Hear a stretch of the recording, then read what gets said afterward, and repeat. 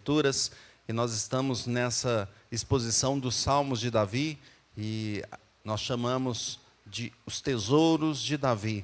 E nós já chegamos no Salmo 108. Então, abra sua Bíblia nesse Salmo, Salmo 108. Nós vamos fazer a leitura desse Salmo para a nossa meditação nessa noite. Salmo 108. Vamos ficar em pé mais uma vez para fazermos essa leitura. E os irmãos vão ler comigo dois versículos, o primeiro e o último. Salmo 108. Diz assim, o cântico Salmo de Davi. Firme está o meu coração, ó Deus. Cantarei e entoarei louvores de toda a minha alma. Despertai saltério e harpa. Quero acordar a alva. Render-te-ei graças entre os povos, ó Senhor. Cantar-te-ei louvores entre as nações, porque acima do céu se eleva a tua misericórdia e a tua fidelidade para além das nuvens. Se exaltado, ó Deus, acima dos céus, e em toda a terra esplenda a tua glória, para que os teus amados sejam livres. Salva com tua destra e responde-nos. Disse Deus na sua santidade: exultarei, dividirei Siquém e medirei o vale de Sucote. Meu é Gileade, meu é Manassés. Efraim é a defesa de minha cabeça. Judá é o meu cetro. Moabe, porém, é a minha bacia de lavar. Sobre Edom atirarei a minha sandália. Sobre a Filístia jubilarei. Quem me conduzirá à cidade fortificada? Quem me guiará até Edom? Tu nos rejeitaste, ó Deus? Não nos rejeitaste, ó Deus? Tu não sais, ó Deus, com os nossos exércitos. Presta-nos auxílio na angústia, pois vão é o socorro do homem. Em Deus faremos proezas, porque Ele mesmo calca os pés dos nossos adversários. Feche os olhos, vamos orar.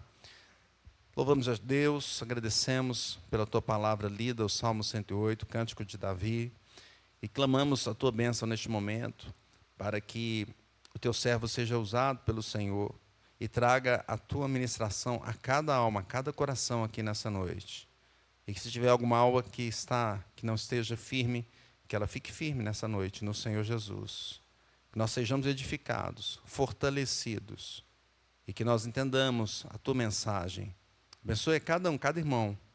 Abra os ouvidos, dê atenção, que a gente se desligue das outras coisas, e que a gente se concentre agora em ouvir a Tua voz, a Tua doce voz, falando conosco. Nós te adoramos em nome de Jesus. Amém. A igreja pode assentar.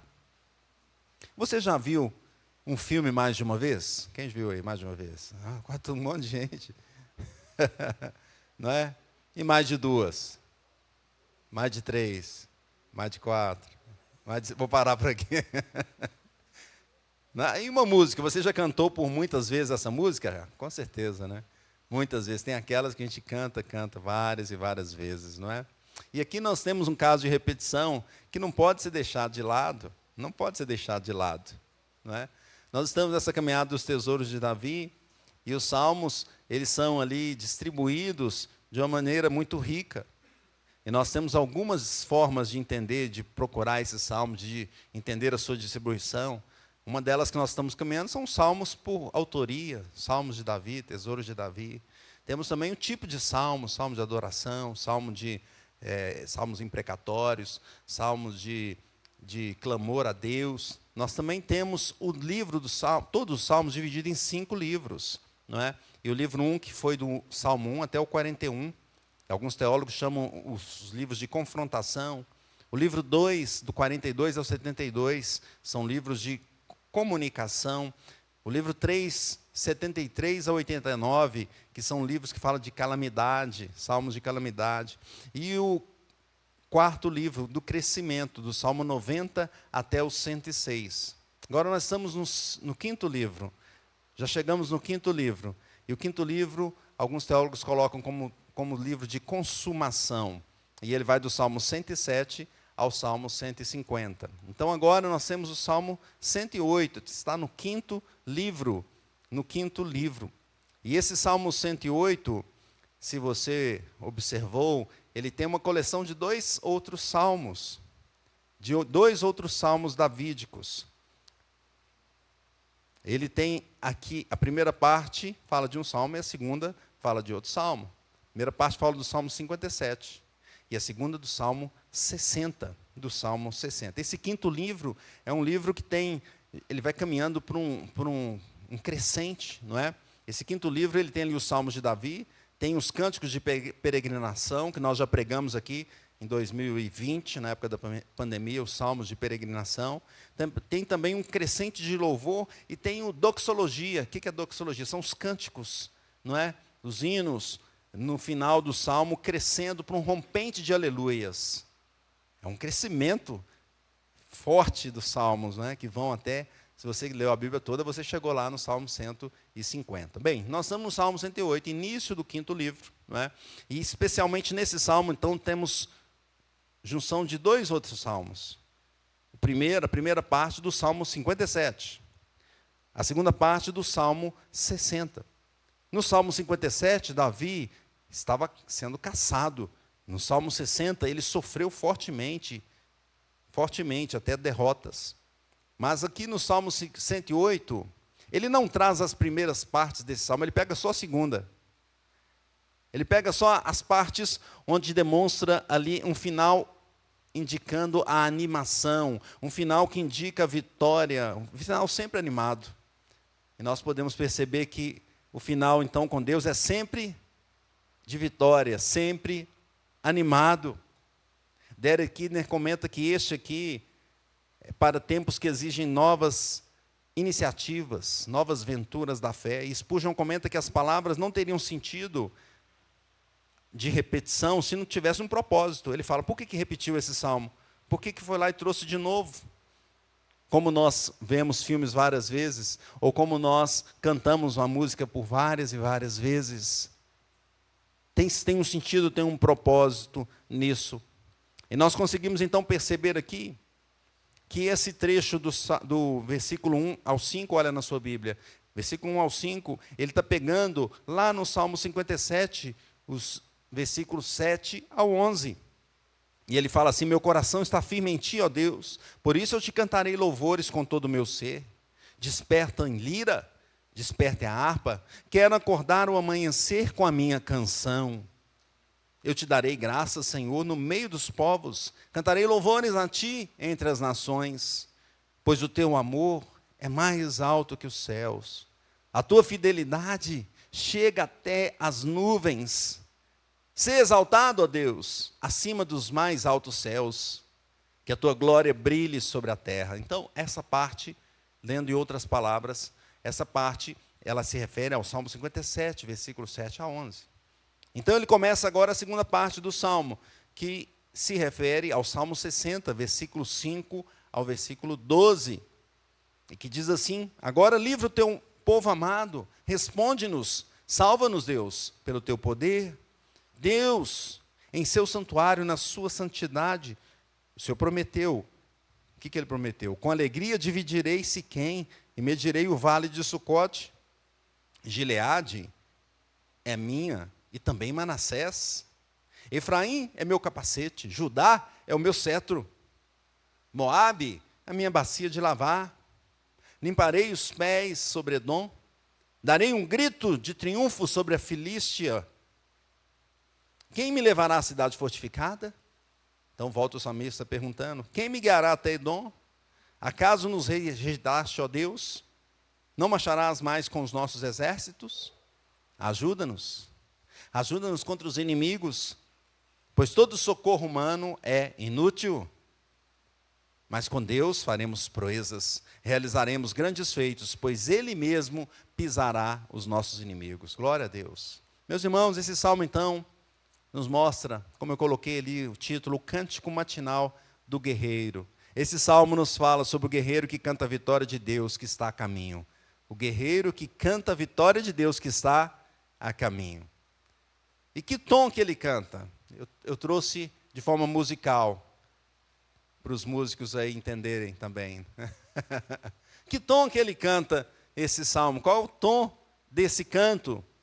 Primeiro tom é o tom de louvor. Vamos ler comigo o versículo 1 juntos. Diz assim, Firme está o meu coração, ó Deus. Cantarei e entoarei louvores de toda a minha alma. O guerreiro começa o seu dia desafiador louvando a Deus, com o coração firme no Senhor. Ele acorda cantando. Engraçado que, uma vez eu estava conversando com uma pessoa que disse que a esposa dele, ela sempre acorda sorrindo. Né? Acorda já dá um sorriso assim. Que bom, né? Falei, que bom, tem umas que devem acordar bravas já, né?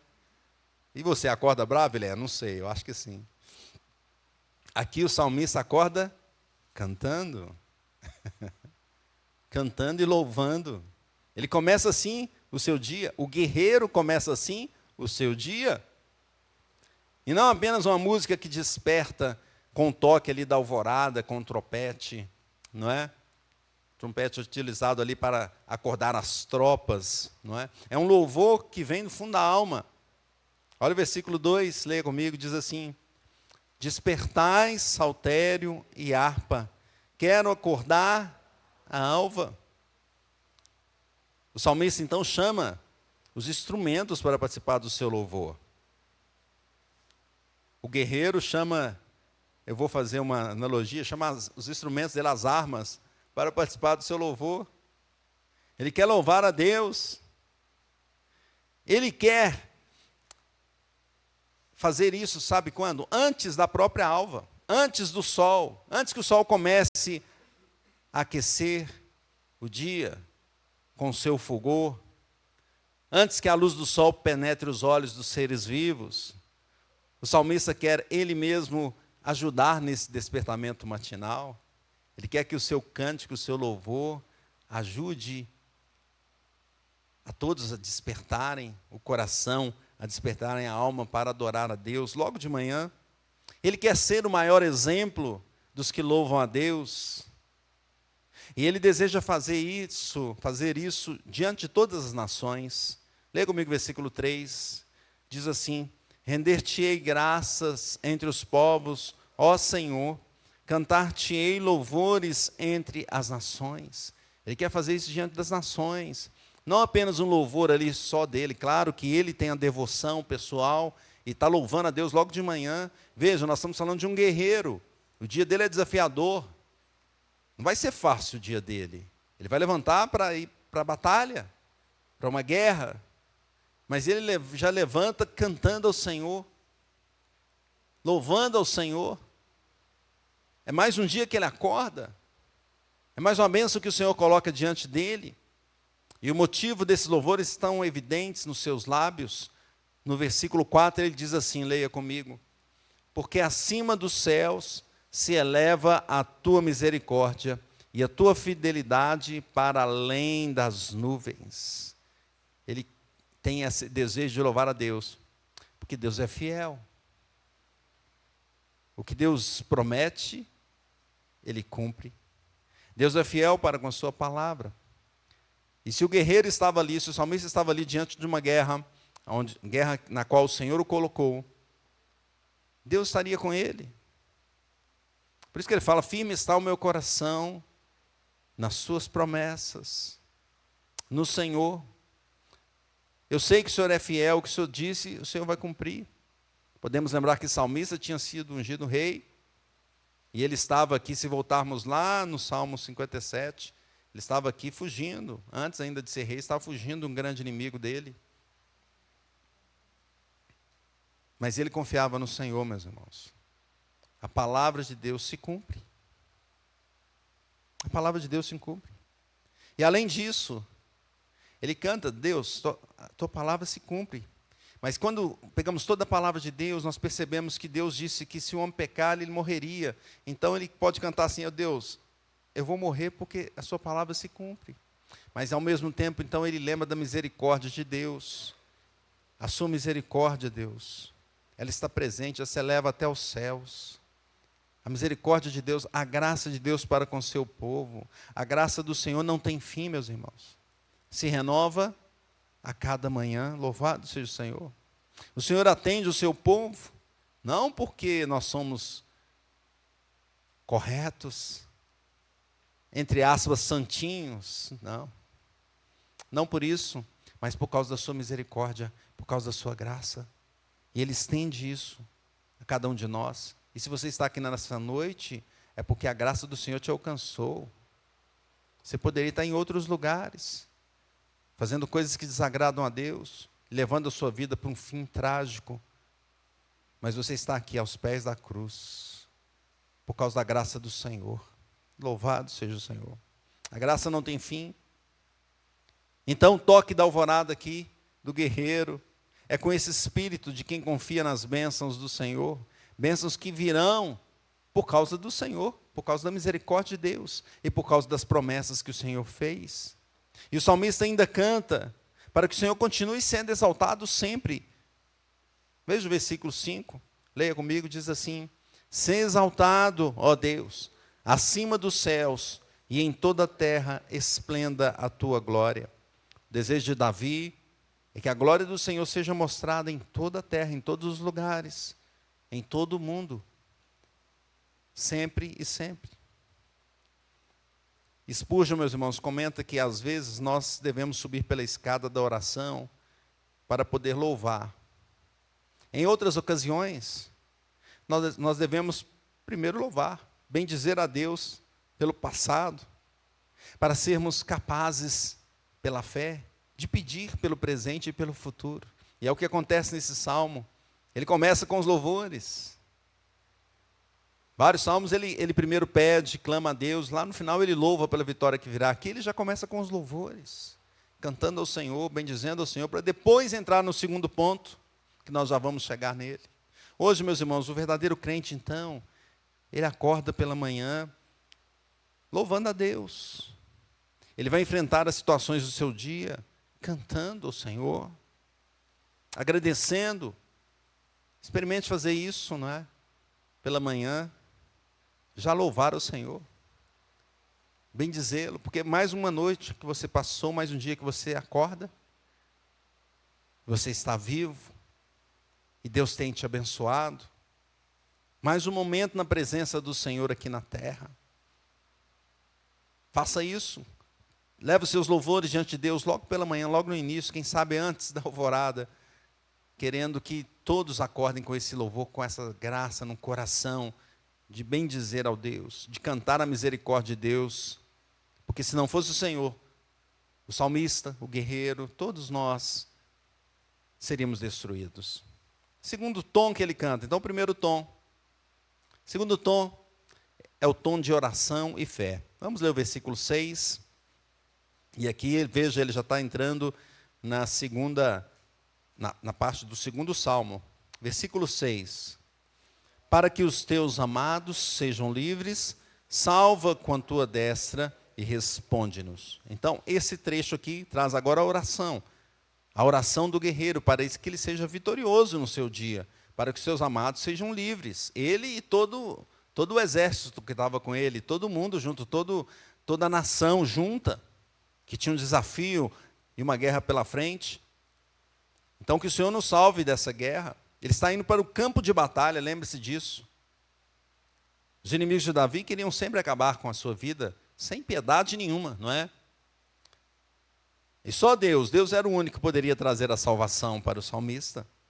E o próprio salmista, então, já canta essa salvação. Senhor, nos abençoe, venha a tua bênção, salva-nos com a tua mão poderosa, tua destra, tua mão direita, não é? Tua mão poderosa, forte. Faça isso, Senhor. Tu que és santíssimo. Veja que no versículo 7 ele fala: "Disse Deus na sua santidade." Deus é santo, santo. E ninguém pode estar na presença de Deus, ninguém pode impedir o Senhor. Ninguém pode falar assim: "Não faça isso", para Deus. Deus é poderoso e Ele é santo, ninguém pode impedir a Deus de fazer nada. O salmista canta, então, "Na tua santidade, Senhor", o Senhor prometeu, o Senhor disse. O que o Senhor disse? "Exultarei", versículo 7, "exultarei, dividirei Siquém e medirei o vale de Sucote." Então, independente dos inimigos, dos seus ataques, o Senhor prometeu: eu vou vencer. Eu dividirei, eu serei vitorioso. Siquém era uma região importante que ainda não fora conquistada lá no contexto do Salmo 57, do Salmo 60. Ele cantava isso, mas que se renderia ao Senhor. O Vale de Sucote também seria parte das medições do território de Israel. E essas regiões foram as primeiras prometidas a Jacó, como se fossem as notas, foram as primeiras notas ali, não é? A tônica, a nota principal. São essas regiões que Deus falou que daria, são as primeiras, as que estão próximas, que estão no interior, não é?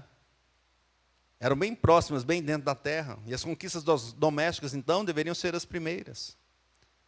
Versículo 8.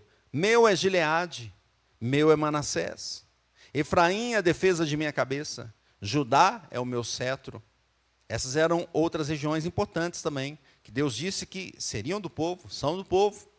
E as promessas de Deus, então, se expandem, vão até depois do rio. Como nós cantamos aqui, salva além do rio, depois do Jordão. Que beleza nas promessas do Senhor. E na poesia de Davi. Então, não só as notas atônicas, as notas próximas, mas ele canta também com as notas que fazem parte do campo harmônico. Com a terça, com a quinta. Ele canta com essas notas, ele toca esses acordes. Ele entende, Deus falou que ia salvar aqui, mas também vai salvar ali. São próximos, não estão lá no Lindéia ainda, mas está aqui, na região de Israel. Ou então, as que estão aqui próximas no coração, mas também aqueles que estão ao redor. O Senhor vai transformar. O Senhor vai salvar. Depois de olhar para as tribos de Israel, então, o salmista canta sobre regiões distantes, tribos dos inimigos, nações inimigas. Versículo 9. Moabe, porém, é minha bacia de lavar. Sobre Edom atirarei a minha sandália, sobre a Filístia jubilarei. Moabe, bacia para trocar a água suja, provavelmente de lavar os pés naquele contexto. Edom seria vencida e usada como um cantinho onde joga as sandálias. E sobre os filisteus, o povo de Deus se jubilaria com grande vitória. Então, nós percebemos Davi expandindo, mas ele expande até onde temos o povo de Deus, aquele que faz parte do povo de Deus, aquele que não faz parte, que está muito distante e que se rebela e realmente não vai entrar como a nação santa. Esses aqui serão destruídos pelo Senhor. E usa até essas expressões fortes, né? Vou jogar minha sandália em cima. Mas quem faria isso? Não era o rei Davi, era a força do Senhor, o Senhor dos exércitos. O Senhor dos exércitos faria isso. Hoje o crente também, meus irmãos, canta essas vitórias. Porque a vitória vem do Senhor. A nossa luta hoje não é contra a carne ou sangue. Se você vai em Efésios 6,12, porque a nossa luta não é contra a carne, contra o sangue e a carne, e sim contra os principados e potestades, contra os dominadores deste mundo tenebroso, contra as forças espirituais do mal nas regiões celestes. Nós temos a nossa luta, a nossa batalha. Mas a gente percebe no Novo Testamento, que o Novo Testamento mostra de uma forma mais abrangente. Naquele tempo também a batalha era espiritual. Nós percebemos Daniel orando para que o anjo venha e traga a resposta. Mas o Novo Testamento mostra ainda mais claro que nós temos uma batalha espiritual. Que nós lutamos contra os inimigos do povo de Deus, da igreja do Senhor.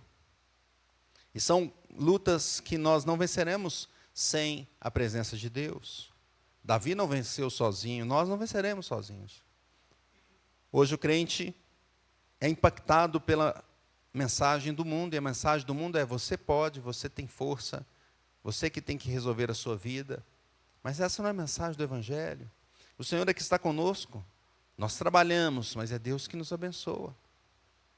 Nós lutamos, mas é Deus que nos dá a vitória. E essa vitória é certa, meus irmãos. Não tem dúvida. Não tem dúvida. Porque muitas vezes nós paramos no meio do caminho e parece que queremos olhar para trás. a vitória é certa. Spurgeon comenta assim: os atributos divinos foram empenhados na questão de dar ao filho de Jessé grandes bênçãos. Não houve o temor de que Deus, do concerto, recuasse em relação à sua palavra empenhada. E é o mesmo Deus. Deus de Davi é o nosso Deus, o Senhor Deus Todo-Poderoso. E a palavra que Ele dá, ela é cumprida. Não tem como recuar, meus irmãos. O pastor Marcelo comentou de manhã que nós não somos daqueles que recuam, mas temos vontade, muitas vezes, de olhar para trás. Puxa, era bom lá atrás, não é? Você já pensou assim? Ah, como era bom tal data? Só eu, né? Vocês não, né? A gente pensa assim, quando é criança, quer ir para frente, mas depois, por que passou aquele tempo? Sempre para trás, que parece ser bom, Deus está nos chamando para marcharmos em frente. A vitória está vindo e ela é certa. As lutas estão aqui, o guerreiro está na sua manhã ainda cantando. A batalha vem pela frente, mas depois da batalha vem a vitória. Vem a vitória. Ele ora então com fé. A oração dele tem essa fé. Nós podemos crer, meus irmãos, que a vitória é certa. A conquista do Senhor é para nossas terras internas. A conquista do Senhor é para nossas terras ao nosso redor, para a nossa família. A família que muitas vezes ela tem sido atacada. Mas Atos diz assim, Atos 2,39, pois para vós outros é a promessa, para vossos filhos e para todos os que ainda estão longe, isto é, para tantos quantos o Senhor, nosso Deus, chamar. A batalha está aí. A batalha é pela nossa família, pelos nossos filhos, pelos entes queridos, ela está aí presente. Mas a promessa do Senhor está aqui. É para vós outros e para os vossos filhos. Nós não podemos desistir de orar, de clamar, de pedir a bênção do Senhor, de louvar a Ele por essas vitórias que virão. E louvado seja Deus, nós já temos pessoas que voltaram para a igreja, que estavam longe do Senhor, mas ainda há outros. Nós oramos aqui sempre no cantinho da oração, para que Deus restaure os nossos filhos. Quem sabe esse ano vai ser um ano de muitos milagres nessa área, que Deus abençoe em nome de Jesus. Que Deus tenha misericórdia de nós. Que Deus restaure as nossas famílias. O Senhor é que dá vitória ao seu povo, e também para outros que ainda vão ser chamados. E por isso evangelizamos, levamos a palavra de Deus para outras pessoas, outras famílias, outros lugares. E hoje, através da internet, nós tivemos um relatório hoje de manhã das nossas mídias, o alcance que ela tem tido. Nós fazemos isso até online, para a honra e glória do Senhor, porque nós esperamos nesse Deus que diz lá em Apocalipse 5:9, e entoava um novo cântico dizendo: digno és de tomar o livro e de abrir-lhe os selos, porque foste morto e com teu sangue compraste para Deus os que procedem de toda tribo, língua, povo e nação. Deus vai alcançar muitos povos, de toda língua, povo e nação, para a honra e glória do Senhor. E a igreja faz parte dessa batalha. A igreja é guerreira, e também traz esse cântico matinal, louvando ao Senhor e orando. Primeiro tom de louvor, segundo tom de oração e fé. Terceiro tom, meus irmãos, é o tom da solução final, da resolução final. Veja o versículo 10. Quem me conduzirá à cidade fortificada? Quem me guiará até Edom? Veja que ele está perguntando, ele está colocando pergunta aqui, mas apesar vamos dizer aqui, dos acordes terem sido colocados como interrogação, como aquele acorde suspenso, não é? Não é uma pergunta que demonstra incerteza ou dúvida. É mais uma retórica com final de vitória já esperado. Versículo 11, não nos rejeitaste, ó Deus, tu não sais, ó Deus, com os nossos exércitos. Ele ainda está falando com o Senhor e questionando, ó Deus, o Senhor não rejeitou a gente ou não rejeitou? Mas ele sabe que não. Ele já está esperando a vitória. Apesar da rejeição inicial de Deus por causa do pecado do seu povo, Israel foi a nação resgatada pelo Senhor, nós somos resgatados pelo Senhor. O salmista canta que Deus não sai com seus exércitos, mas ele sabe que o próprio Senhor é que é o exército. Ele é Senhor dos exércitos. Ele é o Senhor da vitória. Veja o versículo 12. Ele fala assim: presta-nos auxílio na angústia, pois vão é o socorro do homem. Então ele coloca diante do Senhor, o pedido de ajuda final, sabendo que Deus vai responder, e só Deus pode responder. Se Deus não fizer, não tem outro que faça, pois o socorro do homem é vão. Foi isso que disse, o socorro do homem é vão.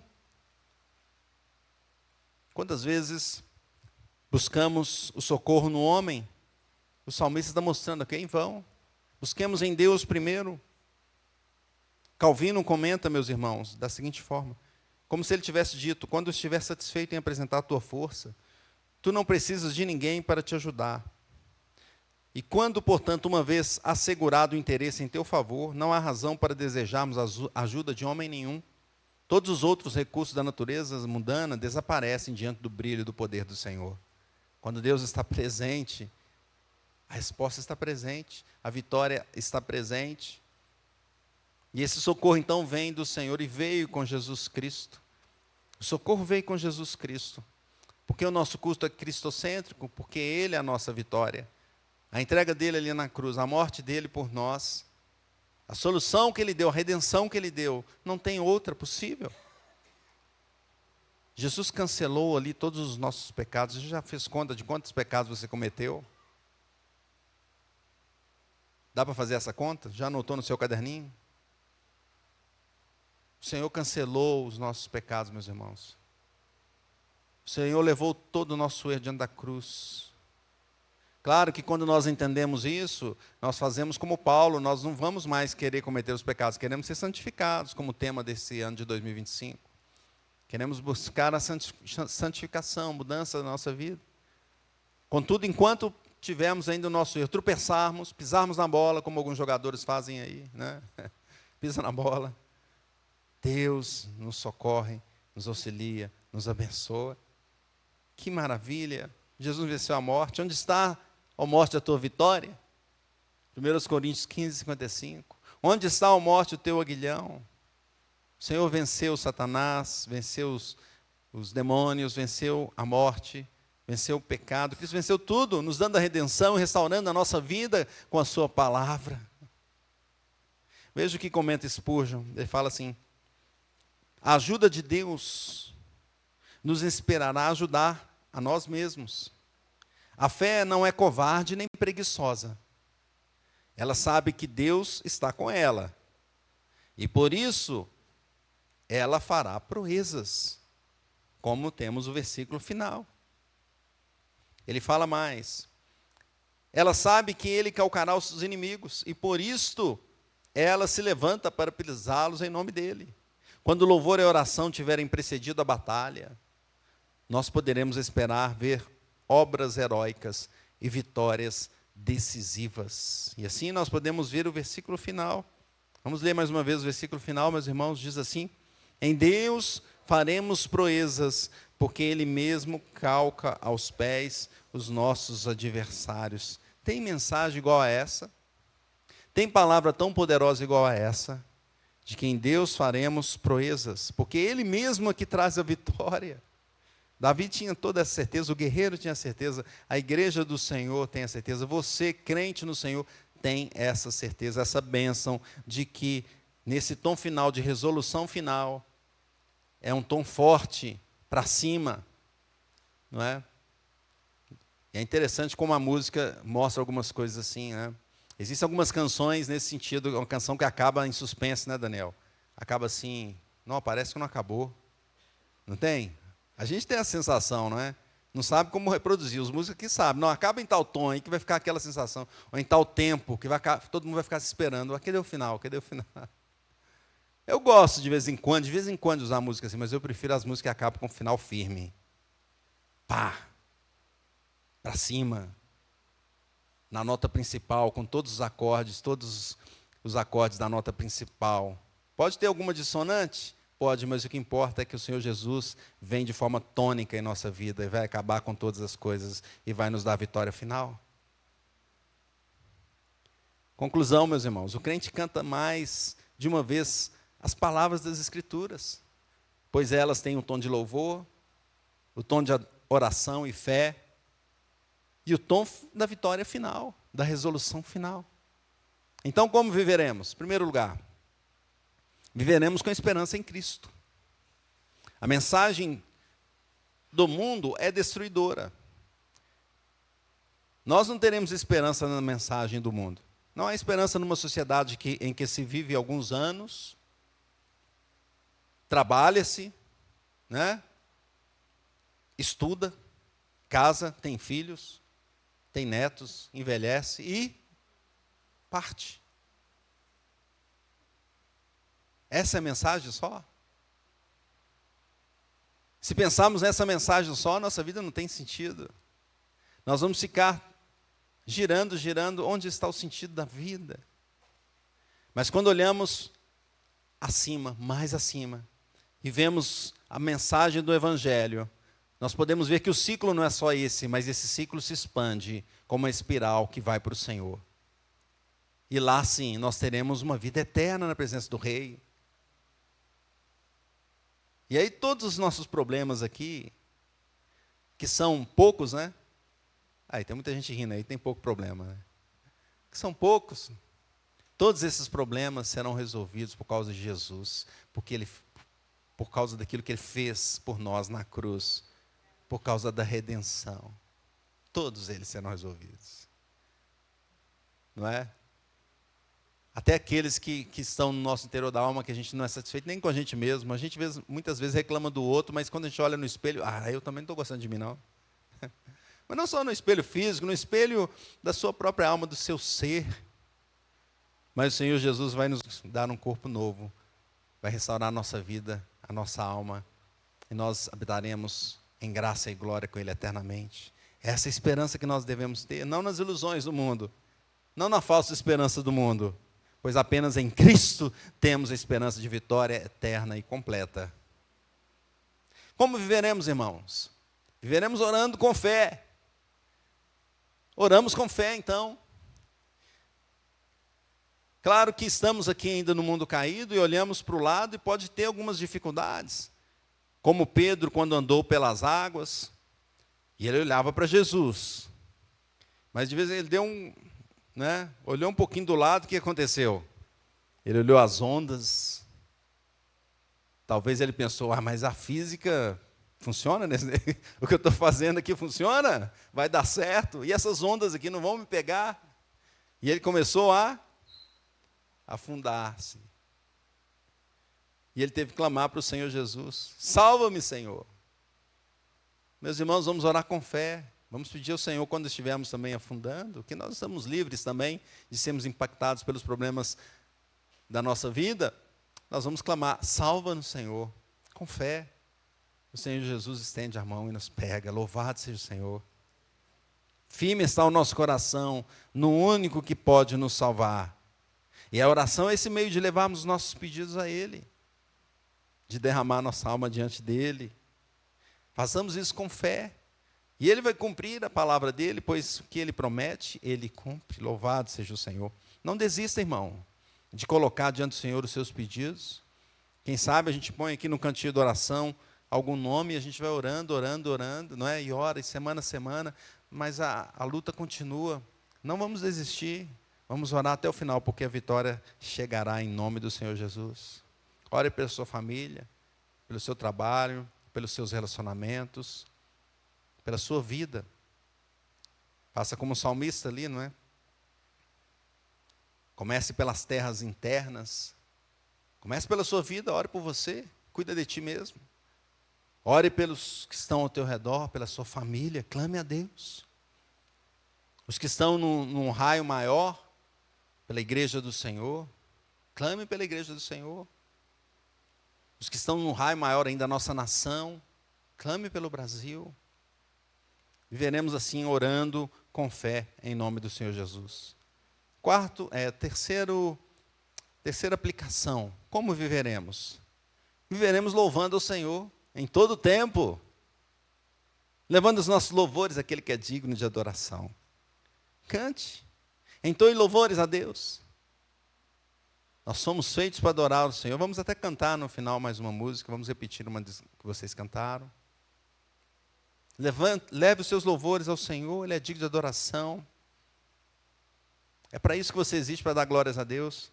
Essa semana uma pessoa nos confrontou nesse sentido. Falou, não, eu perguntei, por que você não vai? Vai para a igreja, volte para o Senhor. E ele falou, não, eu quero saber o que Deus tem de propósito para mim. Aí eu não estava com a revista que a gente está estudando, senão eu ia mostrar para ele, não, criados com propósito, está aqui, né? Deus nos fez para a glória dele, meus irmãos. Para louvar ao Senhor, para glorificá-lo. Em qualquer situação. Situação boa, situação ruim. As ondas estão nos pegando, o Senhor está conosco. Nós louvamos e bendizemos ao Senhor Jesus. Quando Lázaro morreu, Jesus falou assim, não, essa morte é para a glória. O pessoal não deve ter entendido direito, mas como? Morreu? Como é que é para a glória de Deus? E nós conhecemos o que aconteceu. O Senhor Jesus chegou lá, orou, e Lázaro fez o quê? Ressuscitou. Glória seja dada ao Senhor Jesus. A morte de Cristo, então, e a sua ressurreição, foi para que nós tivéssemos alegria, vida abundante no Senhor. Para terminar, veja esse comentário que eu achei muito propício, de Spurgeon, sobre o louvor. Ele fala assim, louvo com meu intelecto, minha língua, meu talento poético, minha habilidade musical, ou o que quer que me faça ser reconhecido e me confie a honra. É minha glória ser capaz de falar e não ser um animal mudo. Por isso a minha voz expressará o teu louvor. É minha glória conhecer a Deus e não ser um pagão. E por isso meu intelecto instruído te adorará. É minha glória ser um santo e não mais um rebelde. Por isso a graça que eu recebi te bendirá. É minha glória ser imortal e não um mero animal que perece. Por isso a minha vida mais íntima celebrará a tua majestade. Louvado seja o Senhor. Viveremos adorando a Deus com tudo que nós somos, exaltando o seu nome.